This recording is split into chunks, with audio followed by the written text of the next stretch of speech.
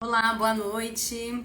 Tudo bem? A gente está dando início então hoje agora, né, a nossa hora de engravidar, essa série de lives que eu sempre estou fazendo, voltado justamente a te acolher e a trazer assuntos que vão te levar a uma gravidez, que vão te ajudar a engravidar. Eu sou a doutora Juliana, médica, especialista em fertilidade, atuo com reprodução humana e meu objetivo aqui é te ajudar a realizar o sonho de engravidar.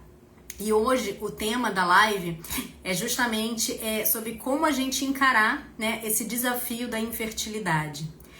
É um tema que vem sendo falado, né, e muito difundido aqui na rede social, né, pela atriz Mariana Rios. Ela vem trazendo à tona a sensação, os desafios, né, toda essa parte emocional de quem vem vivenciando esse desafio nessa jornada de conseguir engravidar e realizar esse sonho.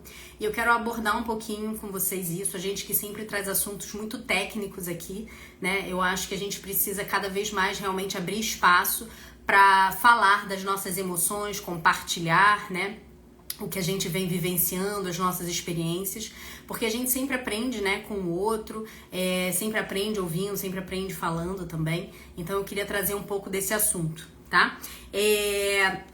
Eu vou falar aqui, né, uma primeira coisa que eu acho que é importante, né, pra gente que vai falar sobre o tema de fertilidade, né, é entender a diferença. É uma dúvida que chega muito frequente, qual é a diferença entre infertilidade e esterilidade. Então, a diferença entre esterilidade e infertilidade é que a esterilidade é extremamente raro e ela é uma impossibilidade de engravidar. Já a infertilidade é uma dificuldade para a gravidez acontecer. Então, né, a maioria das mulheres que vivenciam essa jornada vão ter a infertilidade, que é a dificuldade, não a esterilidade, tá? Então, isso é importante a gente diferenciar esses termos. E a questão emocional, ela acontece muito porque quando a gente resolve engravidar, né, a gente não quer engravidar lá na frente, a gente quer engravidar hoje. A partir do momento que a gente decide que quer engravidar, a gente quer engravidar agora. E aí, quando a gente vê a nossa vida, né, de certa forma paralisada com aquilo que a gente super planejou, ainda mais hoje em dia que a gente, né, a mulher tem uma tendência a um planejamento grande, né, e buscar as coisas, enfim.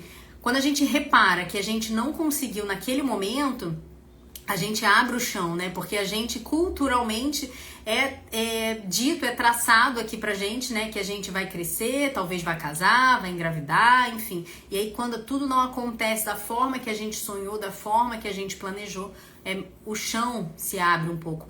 Vão colocando pra mim aqui, eu vi que tem algumas pessoas colocando aqui quais emoções, né, vocês vêm tendo ao longo dessa jornada. Hoje, inclusive, eu abri uma caixinha de perguntas aqui pra vocês, né, também voltada pra essa parte emocional, pra me falar justamente assim, o que te paralisa, né, de você buscar informação, de você buscar um tratamento. Porque, por exemplo, hoje, mais cedo, de manhã, eu atendi uma paciente que ela está, né, tentando engravidar já há 2 anos, já teve um histórico há anos atrás de uma perda, né? Então, o que levou ela a demorar 2 anos para buscar ajuda, buscar orientação? É uma coisa que eu acho que a gente precisa parar e refletir. Então vai colocando aqui para mim como que vocês têm se sentido, como que vocês se sentem ao longo dessa caminhada. E ontem foi interessante porque a gente se reuniu, né, o primeiro encontro das alunas do programa Engravida Já, né, das participantes desse programa, junto com as minhas pacientes também, né, eu considero todo mundo minhas pacientes. A gente fez o primeiro encontro e a gente falou justamente como a gente se sente nesse desafio, né? Às vezes, como é desafiador ainda mais quando a gente olha, né, uma amiga, uma parente, né, que às vezes nem estava tentando engravidar há muito tempo, enfim, e se vê grávida, e como que a gente encara isso, né, que às vezes nem sempre é fácil. Então foi um encontro muito especial, a gente falou sobre permitir-se acolher mais, né? A gente geralmente tem uma tendência mais fácil de acolher o outro nos desafios, mas no nosso próprio a gente costuma ser muito dura. Então é importante a gente realmente buscar fazer esse acolhimento com a gente mesmo. né? Voltando então assim, né, para o tema da infertilidade, eu vejo que ao longo dessa trajetória também existe às vezes uma diferença em encarar, né, esse desafio em quem tem já um filho e tá tentando engravidar de novo e tá tendo a dificuldade, e quem ainda não tem nenhum filho, né? Então a gente diferencia isso de infertilidade primária de infertilidade secundária. Então é um termo técnico, mas a infertilidade primária é quando a gente tem a dificuldade de acontecer uma primeira gravidez. Já a infertilidade secundária é quando a gente já engravidou, né? A gente já tem um filho e a gente está tentando engravidar de novo e a gente tem essa dificuldade. E o que eu vejo é que a forma de encarar essas duas situações é um pouco diferente, né? Porque quem já passou, né, pela gravidez, quem tem um filho, né, costuma ter um pouco, talvez, mais de leveza nesse processo, né? Não fica tão pesado. E essa questão do peso é tão importante da gente falar, né, e a gente abordar, porque tudo fica assim muito na missão, sabe? Então fica tudo assim, tem que fazer, eu tenho que fazer. E aí os nossos prazeres, né, às vezes vão ficando de lado e o nosso copo vai enchendo até que às vezes chega um momento que transborda. Então existe uma tendência a gente não valorizar dentro dessa jornada a busca pela tratamento, né, pelo acolhimento emocional. A gente quer muito ir para a parte física, mas a parte emocional ela é extremamente importante. Eu preciso dar essa clareza para vocês, né? Ouvindo muitas mulheres, vivenciando isso no dia a dia, eu sei que grande parte, e talvez seja por isso que paralisa a busca, a continuidade de se fazer os exames, a continuidade de se fazer as práticas, talvez essa paralisação, essa lentificação seja muito por conta da parte emocional da nossa cabeça. Então olha o quanto é importante a gente ter essa visão de ter esse acolhimento e também fazer essa parte emocional ser valorizada dentro dessa trajetória. Não é uma coisa à parte, é tudo junto, está tudo integrado, tá? Então o que eu vejo, né? Na minha prática é comum quando senta alguém aqui na minha frente e vai falar sobre esse desafio que está vivendo, muitas vezes acontece as lágrimas, né, o choro, né, porque é isso, a gente vai enchendo o copo de emoção, chega um momento que é um momento de transbordar.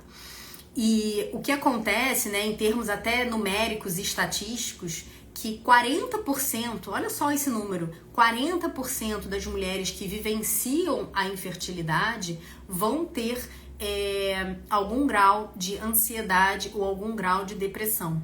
E é muito mais comum, isso é dado estatístico, muito mais comum a depressão e a ansiedade estar presente nas mulheres do que nos homens. Então, olha só, 40% das mulheres que tentam engravidar vão ter algum grau de ansiedade ou depressão e é muito mais comum nas mulheres do que nos homens. Então a gente precisa sim fazer essa roda de mulheres, a gente precisa sim acolher. Então eu vou abrir espaço novamente aqui, eu sei que vocês sempre trazem dúvidas técnicas, mas quem se sentir à vontade de falar alguma palavra, de expressar como que tá se sentindo hoje. Fala pra mim, como é que você tá se sentindo hoje nessa jornada? Hoje mesmo.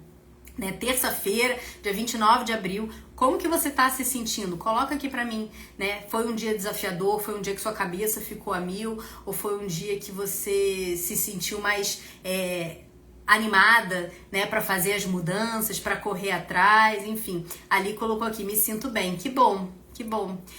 Você fez alguma coisa ali que te ajudou a se sentir bem? Você vem se sentindo bem ao longo dessa jornada ou hoje você está se sentindo bem? Me fala um pouquinho como é que você tem se sentido, tá? E aí, né, é isso que eu sempre falo, né? A gente precisa realmente investir esse tempo pra gente não se paralisar.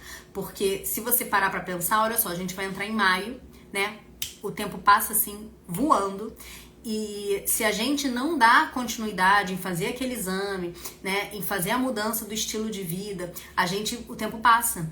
E sempre falo isso, tempo é fertilidade. Então, não se paralisar, né? Claro, vão ter momentos em que a gente vai estar mais coelhinho, mais rapidinho, momentos mais tartaruguinha, mas eu acho que o importante é nunca se paralisar e sempre seguir com orientação, porque também para se não perder, não se desvirtuar. Então, tem uma rota bem traçada. tá? Pro que você precisa fazer, com metas claras. Larissa colocou que se sente ansiosa. Foi isso que eu falei, Larissa. Olha só, 40% das mulheres que estão trilhando essa caminhada vão se sentir ansiosas. Então, assim, é um sentimento, né? Uma sensação muito comum. E aí entram alguns artifícios, o que a gente pode fazer em relação a essa questão emocional, né? A gente compartilhar, ouvir, né? É importante. A gente também procurar algumas técnicas como meditação, mindfulness, né? Ter um momento pra gente, fazer a própria atividade física, fazer a prática que eu já coloquei aqui do grounding, que é botar o pé no chão, na terra, na grama. Isso tudo ajuda a gente a conectar com o momento e diminuir o nosso grau de ansiedade. Então a gente precisa sim buscar alternativas para reduzir o nosso grau de ansiedade e principalmente buscar o que são os nossos gatilhos para essa ansiedade, porque a ansiedade ela pode, né, alterar inclusive a produção hormonal. Então essa parte emocional ela não prejudica somente o fator paralisante de seguir, mas ela prejudica o nosso físico, que a gente às vezes está sempre tão preocupado. Prejudica muitas vezes a nossa desregulação hormonal. A gente tem um ciclo regular, tem um fluxo, né, adequado. Então, se você parar para pensar ao longo dos ciclos, se você tem uma conexão muito boa com você, você já deve ter reparado. Alguns meses em que você tem mais TPM, que o seu ciclo tá mais intenso, o fluxo, você tá com mais cólica, tá com mais dor na mama. Olha para trás, vê se você provavelmente não teve algum estresse, alguma questão mais emocional presente. Provavelmente sim. Então, essa observação é super importante, tá? Ali colocou aqui. Menstruei sábado passado, não chorei, apenas entreguei nas mãos de Deus. E tudo bem, Liz, se você quisesse chorar, tá? Essa questão da menstruação é uma sensação, muitas vezes, quando a gente visualiza, a gente tá numa expectativa alta da gravidez acontecer aquele mês e a gente vê aquele sangue que desceu, né? É uma sensação de luto, de frustração, e você precisa se acolher. Então, a minha recomendação é a gente não tentar ser forte. Lembra no vídeo que a Mariana Rios falou, hoje eu vou me permitir, se você não viu, dá uma olhada. Hoje eu vou me permitir estar chateada. Hoje eu vou me permitir estar mal, mas amanhã eu recomeço. Então eu acho que é isso, é se permitir esse acolhimento. E ela vem fazendo isso com uma maestria muito grande de mostrar pra gente, né? Tem um filme, inclusive, que eu recomendo, né? Que é Uma História de Amor em Copenhague. Se vocês têm Netflix, dá uma olhada. É um filme super interessante, assim, sabe? É um filme que envolve a gente, né? Não é um filme cansativo. E é justamente um casal que tá tentando engravidar e tá passando por essa jornada. E vocês vão se identificar com muitas cenas do filme, né? Alguns mitos, né? Que eu já até falei aqui sobre pós-relação botar a perna pra cima. Mas muitas vezes esse luto de enxergar a questão menstrual, tá? Busco não me estressar, embora o trabalho no setor escolar nem sempre é possível. Eu recebi esse relato, eu tenho uma paciente, inclusive, né? A gente tá num estágio, a gente fez uma fertilização, a gente tá esperando o resultado da biópsia de embrião, então geralmente é uma etapa muito de ansiedade, né? Da expectativa do resultado, e ela me colocou justamente isso recente, falando justamente que o trabalho vem demandando muito, sendo um ambiente muito estressante. Então, às vezes, o estresse não é nem exatamente com o processo, mas com as coisas que estão em volta, né? E a dificuldade em manejar isso tudo. Então, assim, se você não consegue, por isso que a gente fala assim, a partir de 9 horas da noite, enfim, algum horário da noite, se desconecta. Desconecta das redes, desconecta, né, de televisão, para você se conectar com agora, ler um livro, isso é extremamente importante. E coloca, né, uma estratégia, é colocar justamente no papel o que você precisa fazer no dia seguinte, né? Como você vem se sentindo, como um diário. Isso ajuda muito a gente botar pra fora e a gente se sentir menos ansiosa, se sentir menos triste com todo esse processo, tá? Então são estratégias interessantes. Vamos lá. Eu assisti esse filme. O que você achou, Aline? Eu achei muito legal o filme, assim. Foram 2 filmes que eu fiquei bem emocionada. Um foi Joy, que foi relacionado à parte de como surgiu a fertilização. E o outro foi esse, Uma História de Amor em Copenhague. Eu super recomendo vocês assistirem os 2, tá? mas estejam preparadas para chorar, porque eu chorei também bastante, mas são filmes muito, muito interessantes, tá? E aí, o que eu falo, né? Eu acho que a primeira etapa que a gente precisa é buscar a conexão com o parceiro. E aí eu vou fazer uma observação aqui para vocês, e eu quero que vocês me digam. A primeira consulta que vocês foram em busca de resposta, de entender o porquê que a gravidez não tá acontecendo, coloca aqui para mim, o parceiro foi ou não foi com vocês? Vai colocando aqui para mim que eu quero saber qual é a questão de vocês, assim, se o parceiro foi ou não foi. O que eu posso dizer para minha prática, tá? É que a maioria das mulheres que eu atendo não vem com parceiro na primeira consulta, tá? E essa conexão é extremamente importante. Eu sei que muitas vezes tem a questão do trabalho, mas estar presente com o parceiro na consulta, essa etapa é importante, porque vocês é uma consulta geralmente com muita informação, e vocês vão poder depois conversar a respeito. Eu sempre falo assim, 4 ouvidos vão absorver muito mais informação do que 2. Então é importante essa presença do parceiro na consulta, né? Tá conectado para entender os seus desafios, né? Porque às vezes ele pode te ver angustiado em casa e ficar sem entender. E aí quando ele vê a sua luta, né, do que o profissional pede, do que você está tentando fazer e do que não está vindo, ele talvez consiga se conectar melhor e te acolher de uma forma melhor. Então essa conexão é extremamente importante, eu acho que é a primeira etapa. E, claro, procurar sempre informação. A gente precisa entender que existem algumas etapas que são etapas mais, como se fossem etapas mais gatilhos para a gente desenvolver a ansiedade, para a gente desenvolver a depressão ao longo dessa jornada. Então, são etapas que vocês precisam ficar atentas, tá? Para não se paralisarem, para se perceberem se precisam de ajuda. Então, a primeira etapa, né, que costuma ser desafiadora em termos emocionais, é a etapa do diagnóstico.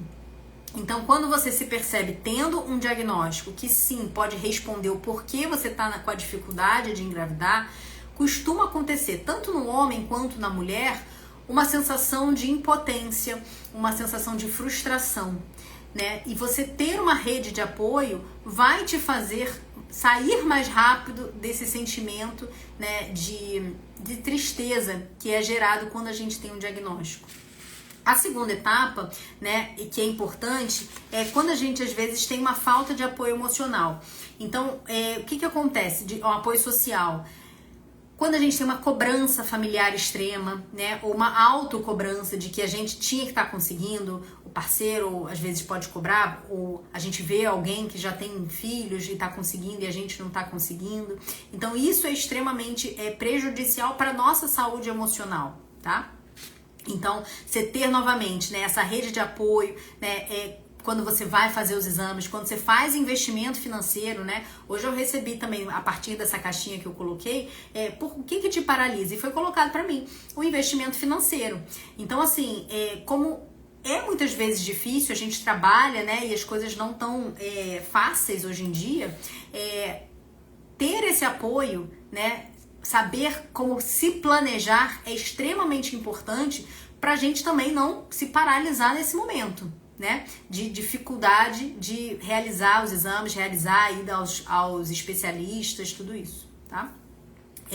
Uma outra parte, uma outra etapa é o sentimento de fracasso. Então, como foi colocado ali, colocou, né? A minha menstruação desceu e eu me senti, né, ruim naquele dia, me senti frustrada, me senti chateada. Então essa é uma parte também que a gente precisa estar às vezes junto de alguém, né? Então não é só junto do profissional, né, mas junto do parceiro, junto de outras mulheres. Então isso que vocês estão aqui é extremamente importante, né? Fazer essa conexão entre outras mulheres, né? Essa percepção de que outras mulheres também vivenciam esse desafio, de que não é só muitas vezes com a gente, mas que outras pessoas também vivenciam isso. Isso é extremamente importante, tá? Marina tá tentando naturalmente, o médico pediu exames, ótimo, o caminho é esse, investigar, né, e ter sempre o apoio de pessoas ao nosso redor. Não só apoio dos familiares, parceiros, mas também apoio de profissionais, tá? Ali, mas eu, apesar dele ter me dito que não há nada a fazer, eu apenas oro. Vamos lá, Ali, eu vou só fazer um parênteses aqui pro que você colocou. Eu acho que a nossa fé é extremamente importante. Eu sempre falo que quem dá vida é Deus, tá? Mas existem inúmeras coisas que a gente pode fazer. Então, não se paralisa com essa fala inicial dele ter dito que não há nada a fazer, tá? Talvez o que ele tenha colocado que não há nada a fazer é que não há nada para reverter a sua reserva ovariana, pode ser isso. Mas existem estratégias, né, ferramentas que a gente pode sim melhorar a tua fertilidade, potencializar a chance dessa gravidez acontecer. E eu quero até contar um caso aqui. Muitas vezes, eu não sei se é esse teu caso, não sei, enfim, não conheço, mas muitas vezes a gente precisa abrir a mente e o coração para alternativas, tá? Então eu vou contar aqui um caso de uma paciente, tá? Duas pacientes. Uma que tinha um diagnóstico de uma alteração na trompa, chegou a tentar uma cirurgia, mas não teve sucesso. Depois ela tentou engravidar espontânea, não teve sucesso. E eu apresentei uma alternativa para ela, que era fazer uma fertilização. E como ela não tinha um recurso financeiro, olha a questão de, às vezes, a gente se paralisar por crenças, né? Que, FIV é caro e eu não vou fazer. Olha o que eu apresentei para ela. Eu falei assim, a gente tem a alternativa de fazer uma fertilização com óvulo doado. Você é uma mulher jovem e você pode tentar fazer a doação de óvulo. Então, hoje no Brasil é permitido fazer doação de óvulos até 38 anos, tá? Tem alguns critérios. É mais comum a gente conseguir abaixo de 35, mas por lei a gente poderia tentar até 38. Então, uma alternativa para a gente, às vezes, tentar baratear a FIV quando a gente tem uma indicação é justamente fazer a doação de óvulos. Eu apresentei essa proposta a ela, que num primeiro momento não ficou confortável. Claro, por quê? Porque a gente não fala disso o tempo todo, né? Porque a gente não vê um monte de gente divulgando essa informação, então pode realmente soar alguma coisa diferente pra gente, tudo bem. Só que ela foi pra casa, conversou, refletiu e voltou com o coração aberto, disposta a fazer a doação de óvulos. E conseguiu, faz a fertilização, doou uma parte dos óvulos, uma parte foi feito com os óvulos dela e fertilizou com os espermatozoides do marido e teve o filho dela. Então, assim, é abrir um pouco, sabe? Às vezes o coração para outras alternativas, caminhos que não sejam exatamente o que a gente planejou, o que a gente sonhou, né? O que a gente idealizou. Porque no final, o que vale é o nosso bebê em casa, né? A gente sentir aquele cheiro, aquele colo. Então, é isso que é importante. Então, o que eu sempre coloco quando a gente está muitas vezes diante de um desafio é o seguinte: eu, como profissional de saúde, eu enxergo que vocês muitas vezes esbarram no muro. Vocês estão desse lado aqui, só vem a dificuldade, o muro. E eu tô aqui entre vocês, tô vendo vocês e tô vendo o que tem do outro lado. Eu tô vendo os dois lados. E eu falo aqui pra vocês: pula esse muro, pega uma escada, bota, vale a pena. Vale a pena viver o que tem aqui desse outro lado. Então, te dá clareza. O que vai fazer você realmente ter a coragem, que muitas vezes a gente precisa de um ato de coragem. E a gente só vai ter coragem se a gente estiver bem estruturado emocionalmente. Medo sempre a gente vai ter quando a gente dá qualquer passo importante na nossa vida.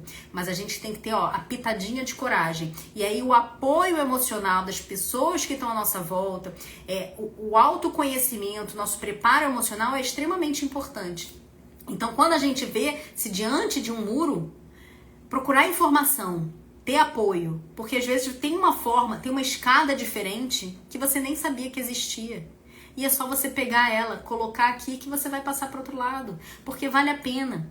Então, mais do que só orar é extremamente importante, mas busque informação. Não se paralise para a primeira notícia que você recebe, não tem nada para fazer. Será que não tem nada? Então, assim, uma frase comum em quem trabalha com reprodução, em quem ajuda mulheres a engravidar, é a gente falar assim: só não consegue quem desiste. E eu tenho certeza, todas vocês, eu tenho 13 pessoas aqui agora assistindo a minha live, eu sei que outras pessoas vão assistir depois, eu tenho certeza, entrou mais uma, eu tenho certeza que você não tá aqui hoje me ouvindo para desistir. Então, busque informação e busque acolhimento. São duas coisas principais. Acolhimento, apoio emocional do parceiro, amigos, família, profissional. Segundo, buscar informação, porque existem várias alternativas e vários caminhos. E o que eu vejo é que vocês sempre vão, fazendo a mesma coisa, as perguntas são bem parecidas sempre, vocês sempre estão fazendo a mesma coisa. Vocês precisam, ampliar a visão de vocês do que tem para ser feito, tá? Então, busque informação. É difícil, mas eu não tenho como lutar sem ajuda. Mas você não precisa lutar sem ajuda. Eu tô aqui para te ajudar, né? A gente faz uma roda de mulheres para ajudar, né? Tem os parentes, enfim, todo mundo tá aqui para te ajudar, tá? A gente não tem que realmente lutar sozinho, é difícil. Qualquer situação na nossa vida que a gente tem um desafio é difícil, né? Então, realmente a gente precisa ter pessoas com acolhimento à nossa volta, tá? Ia falar um outro caso. O outro caso foi também uma questão assim, né? De como é importante a gente ter o profissional em volta. Olha só, uma paciente que tinha uma indicação, a primeira vez que ela veio comigo, ela tinha uma indicação pelo histórico, por tudo, de recepção de óvulos. E igual a outra que eu falei, o outro caso, não é uma situação em que de bate pronto, às vezes a gente aceita. E tudo bem, a gente não fala disso sempre, a gente tem muito mito em volta, não vejo problema nenhum. E ela me pediu pra gente tentar fazer estímulo ovariano, pra gente tentar achar o óvulo, pra gente tentar fazer o embrião dela. E tudo bem. Então nós tentamos durante um ano, vários ciclos, várias formas de estímulo. E a gente enfrentou diversos desafios ao longo desse um ano. E no final desse um ano, eu já tava num papel que eu já não... E eu voltei à ideia de que a gente precisava seguir para recepção de óvulo ou recepção de embrião, enfim, são várias alternativas que a gente tem. E eu lembro, né, eu fiz uma consulta, nesse dia eu fiz uma consulta com ela online, porque ela estava em outro lugar, ela estava saindo da consulta dela da terapia, e foi uma conversa dura, foi uma conversa difícil, mas a importância de ter alguém do lado, eu precisei segurar ela e falar assim, não é mais esse caminho. A gente tentou. Então você ter a tranquilidade de que você tentou de tudo por aquela via que existia e mesmo assim não foi possível, tudo bem. Qual é o outro caminho que você tem? Lembra que eu falei do muro? Então existe um muro e eu vejo do outro lado. Vale a pena. Vale a pena você pegar às vezes uma escada que parece um pouco diferente para você acessar aquela experiência e viver tudo aquilo que vai transformar a sua vida, né? Passar pelo portal. Então, quando a gente engravida, né? Quando a gente segura o nosso bebê, a gente passa por um portal e a mulher que a gente era antes não existe mais. Então, assim, vale a pena, tá? Vocês precisam realmente prosseguir. Mas lembra, é prosseguir com leveza. Não dá para ter o copo cheio, não dá para transbordar esse copo, porque senão a gente não aguenta. A gente se desgasta. A gente evolui para uma ansiedade que precisa de medicação. A gente evolui para uma depressão que precisa de medicação e tratamento. Então, se acolham e se permitam viver essa trajetória de uma forma mais leve.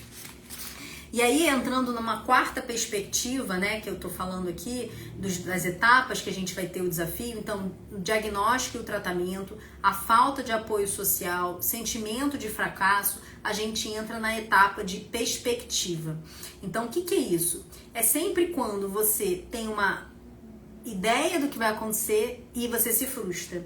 Mas como que é a sua perspectiva do novo, do próximo dia? Lembra aquele vídeo da Mariana Rios, quem está acompanhando? Estou reforçando aqui ela porque realmente está... esse relato dela está sendo uma coisa muito importante. Ela se mostrou num dia muito abalada e depois ela botou um vídeo em que ela se maquiou, ela se colocou pronta e ela falou assim, ontem eu estava arrasada, hoje eu me vesti, eu tô maquiada, eu tô pronta, porque eu vou começar uma nova jornada. Então é isso, é respirar, se acolher e colocar pra frente, não se paralisar, tá?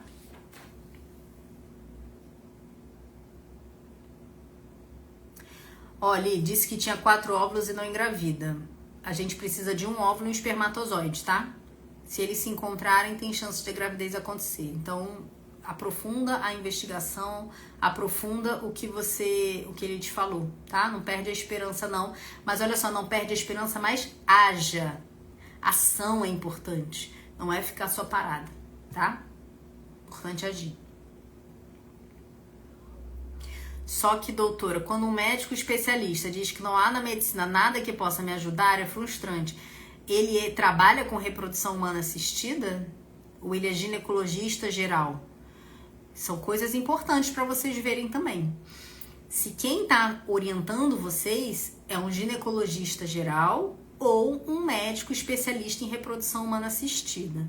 Eu acho muito improvável que um especialista em reprodução humana assistida, ao se deparar com uma mulher que tem a produção de 4 folículos ou 4 óvulos, não sei exatamente o termo que você quis usar aqui, fale que não há nada com letras maiúsculas e garrafais para se fazer. Eu acho improvável. Então, aprofunda a tua investigação. Sério, aprofunda. Olha as 2 histórias que eu coloquei aqui para você hoje. Uma que abriu para doação, a outra que abriu para recepção. Então, assim, pode não ser o caminho exato que você imaginou, mas pode existir, sim, outros caminhos, tá? Então, aprofunda a tua investigação.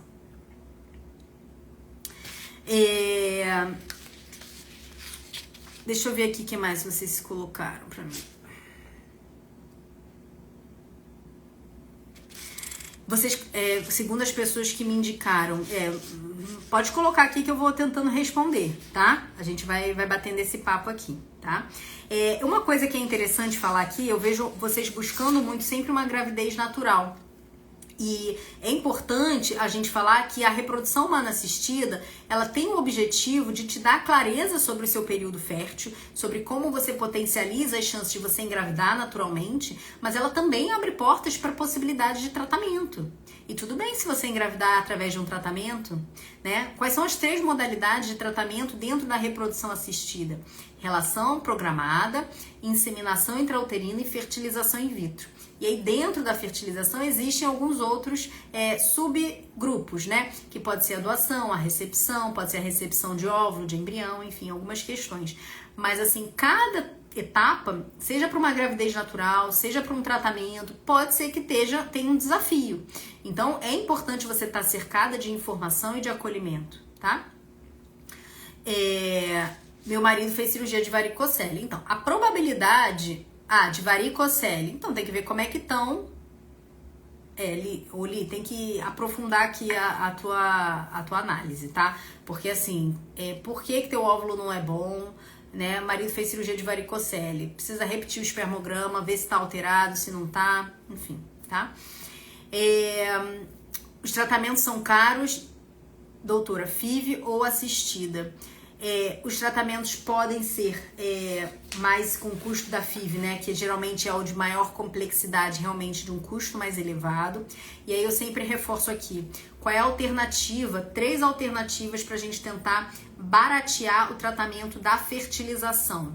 Primeira alternativa é você procurar um centro de reprodução humana assistida gratuito pelo SUS no Brasil. São poucos, mas existe uma fila de espera. Então, quanto antes você se cercar de informação, você chega nesse centro e você tem, às vezes, tempo hábil de esperar esse tempo. Segunda alternativa para baratear a FIV é você fazer o que a gente chama de mini FIV. O que é isso? É exatamente igual uma FIV. A diferença é que a gente reduz a dose, né, o tipo de medicação que é feito. E aí, geralmente, a gente vai ter uma menor produção de óvulos. Pode ser uma alternativa. E a terceira forma de baratear é, dependendo da sua idade, recorrer à doação de óvulos. Então, são 3 formas que eu vejo hoje no Brasil para a gente tentar baratear a FIV. Tem que ver se o seu quadro se encaixa em alguma dessas, mas é uma alternativa. Outra coisa é buscar sempre formas de como que é caro quanto, parcela como. Existem empréstimos hoje no Brasil voltados para reprodução, você sabia? Então, existem firmas em que você faz o empréstimo, ela é só voltada para reprodução e você consegue fazer o seu tratamento. Então, a gente precisa divulgar a informação, tá?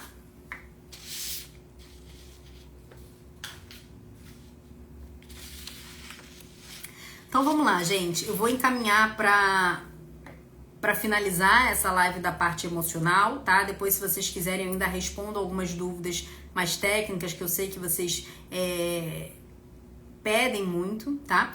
Mas enfim, a mensagem eu acho, né, que é importante, a mensagem final aqui voltado para essa parte emocional é justamente, né, você primeiro buscar ter um acolhimento. Segundo, buscar informação. Essas são as duas etapas mais importantes, tá? Para você conseguir prosseguir, acelerar a tua jornada para conseguir o teu positivo, se você tá tendo a dificuldade de engravidar. Então, são as duas coisas, tá? Entenda que tudo bem você não se sentir bem todos os dias, né? Você não é a Mulher Maravilha, assim como eu também não sou. Tem dias bons, tem dias ruins. E a gente precisa aceitar isso e se acolher, tá? Pra gente, tudo bem, viver esse dia e no dia seguinte a gente respira e vai e continua e bota pra frente, ok, o que eu preciso fazer agora, quais são as alternativas que eu tenho pra fazer agora. Então, acho que é ter isso claro na cabeça de vocês, tá? E outra coisa que é interessante é procurar caminhar com outras pessoas, não se isolar. Uma coisa que eu não falei aqui, mas que eu sempre gosto de enfatizar, é que muitas vivenciam isso em silêncio, né? Não compartilhando com familiares, tem gente que nem compartilha às vezes com a mãe, com o pai, familiares próximos. Mas o que eu sempre digo assim, se você tá se sentindo numa pressão de a pessoa sempre tá te perguntando, e aí, não vai ter filho? E aí?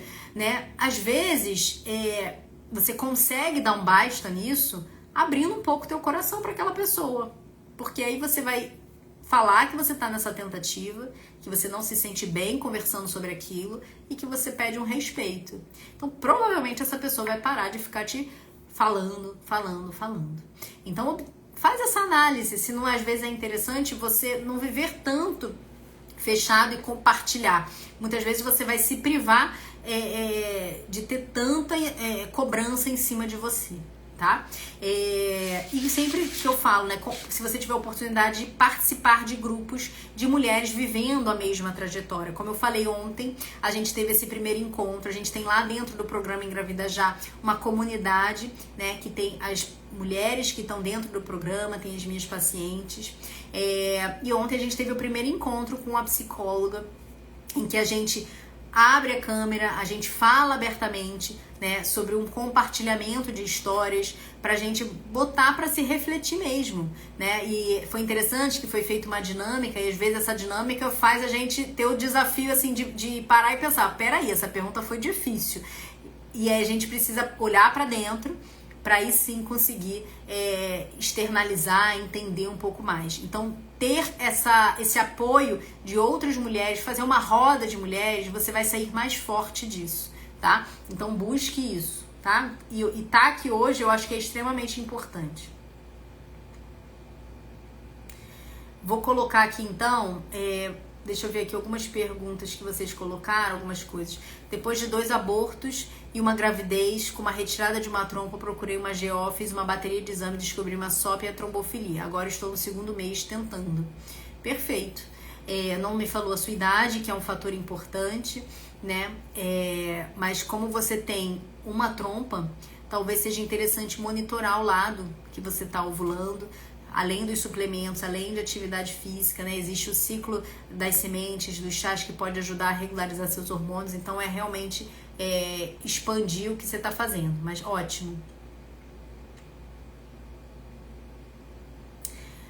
Não sei por que ele te falou bastante coisa dura mesmo, né? Mas, assim, precisa realmente entender o porquê que ele te falou isso. Mas o que eu vou te falar aqui? A primeira coisa ali, se ele é médico, especialista, se ele trabalha com reprodução humana assistida, tá? Porque ele de fato te falou coisas muito duras, mas você precisa ver se ele realmente trabalha com essa área, tá? Então, é importante você buscar essa informação, tá? Deixa eu colocar aqui, você tá falando toda hora desses 4 óvulos, Li, deixa eu deixar uma coisa bem clara. Vamos lá. Pra você falar que você só tem 4 óvulos, você passou por um estímulo ovariano, fez a captação de 4 óvulos e congelou esses óvulos. Porque senão, Li, o que acontece? Quando a gente menstrua, a gente tem um recrutamento de folículos. E aí, se a gente não faz nada, o nosso corpo naquele mês escolhe um folículo para crescer pra gente ovular. Então, quando você faz uma contagem de folículos, que eu imagino que é isso que você está me falando, fez uma contagem de folículos e ele contou somente 4 folículos, significa que você tem uma reserva ovariana provavelmente reduzida e que seu corpo naquele mês recrutou 4 folículos, tá? Não são 4 óvulos. A gente tem muito mais óvulos. Só que o que acontece é que o corpo recruta uma parte degenera e a outra pode crescer, né? Atrás desses 4 óvulos tem milhares de outros óvulos, só que eles podem degenerar. E aí no ciclo seguinte a gente vai e recruta de novo. Então tem mês, isso é variável, o número de folículos recrutados, tá? Tem mês que a gente vai recrutar mais, tem mês que a gente vai recrutar menos, mas eu tô entendendo que você teve um recrutamento de folículos e não óvulos, tá? A partir daí param de achar que é que eu estou fora do peso, ansiosa... Todos perguntam, né? Você não quer ter filho? Isso é extremamente difícil, às vezes, essa pergunta. E é por isso que eu falo que, às vezes, é interessante você abrir e falar um pouco sobre isso. Sim, eu quero ter, eu tô tentando, mas a gente tá investigando. Por que não tá acontecendo? Assim, será que a outra pessoa do outro lado vai reagir de uma forma tão negativa como a gente acha? Né? Então, assim, é avaliar mesmo. Às vezes, você ter essa fala pode ser você tirar um peso, sabe? Tirar um peso das suas costas, você abrir um pouco. Mas isso é uma questão realmente muito individual, tá? Isso, reserva baixa. Reserva baixa, dá uma olhada aqui. Eu tenho vários conteúdos aqui no meu perfil em que eu falo, deixo isso muito claro. Reserva baixa não é sinônimo de infertilidade. Isso precisa estar claro para você. A reserva ovariana baixa, ela é só para alinhar se eu posso tentar tratamentos menos complexos, se eu tenho esse tempo, se precisar de um tratamento, e alinhar a expectativa se você for passar por um tratamento de estimulação ovariana. Provavelmente, se você um dia for passar por uma fertilização, num ciclo único de estimulação, você não vai produzir vários óvulos, vários embriões, num ciclo único. Então, é só um alinhamento de expectativa, mas isso precisa ficar claro hoje para você. Baixa reserva ovariana não é sinônimo de infertilidade, tá? Então, não é isso que não te leva à gravidez. Preciso de 8 óvulos para... ali, eu acho que, assim, já resumi, já falei, tem que procurar alguém outra linha de fala para você, tá? Você precisa... Olha a lógica pra mim. Você precisa de um óvulo e um espermatozoide. Você precisa de 8 pra quê? Você precisa de 1. Se esse 1 der certo, você consegue a gravidez, tá? Claro, quanto mais óvulos a gente tem, maior a probabilidade dessa gravidez acontecer. Mas, em teoria, você precisa de 1 só, tá? Então, eu acho que você foi realmente bombardeado com uma fala muito dura, ou talvez não tenha tido uma clareza, ele não tenha tido a clareza de te passar a informação exata que ele precisava te passar naquele momento, mas o que eu te aconselho é ou voltar nele com a cabeça mais arejada e conversar novamente, ou procurar um outro profissional para te dar mais clareza. Larissa fez um exame de progesterona no dia 23, no 13º dia do ciclo. Isso é bom? Depende, Larissa. Depende qual a periodicidade do seu ciclo. Se teu ciclo for de 30 dias, é um período ok para você dosar sua progesterona, tá? Então, depende de qual a periodicidade do teu ciclo. A princípio, se for um ciclo a cada 30 dias, é um período bom sim, tá? Eu sei que você tá falando a verdade, eu sei. Eu não tô falando que você tá inventando, eu sei. Eu sei que você tá frustrado de lá ser claro, foram falas duras, né? Mas o que eu tô te falando é procurar outro profissional mesmo, não é outro ginecologista geral, tá? Pelo que você tá me falando, você precisa procurar alguém que trabalhe com reprodução humana assistida, que possa te dar clareza dos caminhos possíveis que você tem. Se é uma tentativa natural, se é uma relação programada, se é uma inseminação ou se é realmente uma fertilização. E dentro da fertilização, óvulo próprio, óvulo doado, embrião doado. Então, você precisa ter clareza nisso, tá? Esse mês menstruei 2 vezes, tenho mioma, já operei. Já operou o mioma, foi isso? Não entendi muito bem a sua pergunta. Pode colocar aqui, Kelzinha, que eu vou te ajudar para tentar responder, tá? Tudo bem, Li. Então, ele pediu pra você procurar outro local. Tudo bem, ele foi claro com você. Então, acho que o caminho é esse. Procurar outro local e ter a clareza do que vão te passar. Tá? Entenda que é uma questão muito pontual que você tá colocando, assim, claro, né? Não é uma consulta, eu não tô vendo seus exames, eu não tô vendo exatamente aqui, aprofundando, mas eu acho que foram falas muito duras para ser falado. Porque o que você tá me falando aqui é uma condição chamada, que eu falei lá no início da live, de esterilidade, que é a impossibilidade de engravidar. E lembra que eu falei que ela é extremamente rara? Pra ser sincera, na minha condução de experiência médica, eu nunca peguei um caso assim, tá? Quando que a gente vai ter um caso de esterilidade? Quando a gente tem uma alteração anatômica, por exemplo, que a gente chama de uma alteração milleriana, né? Que a mulher pode nascer sem o útero. Aí não tem como ela engravidar, apesar que hoje já se tem transplante de útero, né? Não é uma realidade totalmente difundida, mas já tem centros, já tem pesquisa envolvendo transplante de útero. Então, assim, a gente precisa realmente buscar informação, tá? Eu sou tentante há 6 anos, consegui encaminhamento do Hospital de Servidores do Estado com a doutora Isabel. Meus exames estavam ok, mas fiz uma videolaparoscopia. Então, eu fui residente do Hospital de Servidores aqui do Rio de Janeiro, né? Fiz ginecologia lá, ginecologia obstetrícia. A Isabel, ela foi minha staff. Lá no hospital, geralmente o tipo de tratamento é um tratamento de menor complexidade, né? Lá não tem fertilização, não tem inseminação, então tem que ver exatamente qual seria a sua indicação, né? Você já tá tentando há um tempo. Tá, ela te deu um prazo e não engravidou, então tem que buscar uma outra linha de tratamento, né? Provavelmente pelo tempo de tentativa que você tá, a indicação vai acabar sendo talvez realmente a fertilização. E entenda uma coisa, gente, quando a gente indica a fertilização, não significa que você não possa engravidar por outras vias, tá? Quando o médico indica a fertilização, é geralmente porque é algo que vai dar maior probabilidade, maior chance da gravidez acontecer em menor tempo possível. Mas não significa que você não possa engravidar espontaneamente. Tá bom? De nada, Li. Meninas, vou encerrar nossa live. Vocês sempre engrandecem aqui, né, com as suas perguntas. E justamente hoje eu queria realmente focar nessa parte emocional, porque eu preciso deixar isso claro pra vocês. Não botem isso pro lado. Isso faz parte do trabalho na jornada, né? Quem é minha paciente recebe, assim, uma imagem que eu coloco quais são para mim os pilares, né? Então, quais são os pilares que eu vejo da fertilidade? A saúde do homem, da mulher, saúde. Então, vamos lá. Quais são os pilares da fertilidade? Desculpa.